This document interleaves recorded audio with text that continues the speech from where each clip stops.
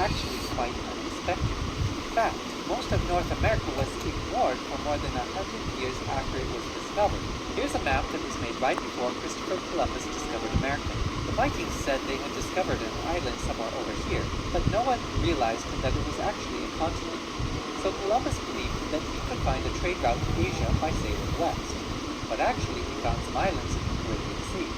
Columbus didn't find the spices he was expecting, but he still believed that he was close to India. So he called the native Indians, got some goodies, and took them back to the king and queen of Spain. Hey, your majesties, I just got back from Asia. Great. Where are the spices? Well, we haven't found the spices yet, but they've got lots and lots of gold. Now you're talking, Columbus. Go back.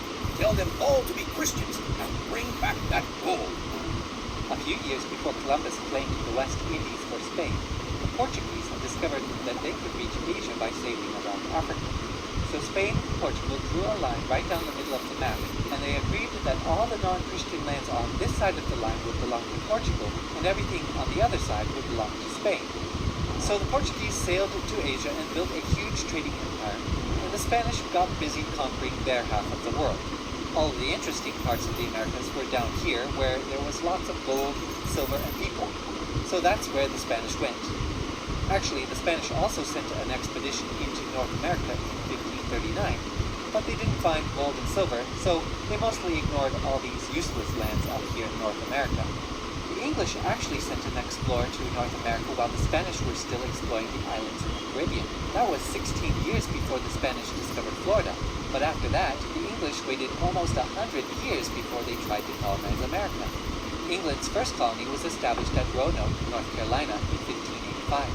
But the same year, England got busy fighting a war with Spain, and that colony mysteriously disappeared.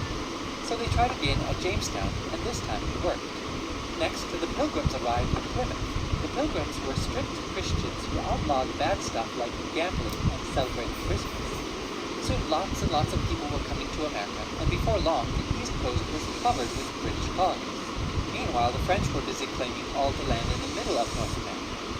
Now it's 1754, and it's time for a war to figure out who really owns what in America. New France has a population of about 60,000 people, so they team up with some Indian tribes to help them fight. That's why it's called the French and Indian War. The British colonies have a population of more than 1 million people, and they also team up with some Indian tribes. Who do you think won? That's right, the British beat the French. At the same time, there was also a big war back in Europe, and when it was over, it was time to redraw the map. France gave half of Louisiana to Spain before the war was over to make sure Britain didn't get it. Then, after the war, France had to give the other half of Louisiana to Britain. France also had to give Canada to Britain. Now Britain had lots of land in America, but Britain had also spent lots of money on the war, and now they needed money. Hey, colonies, you know that expensive war we helped you win? Yeah, thanks for the help.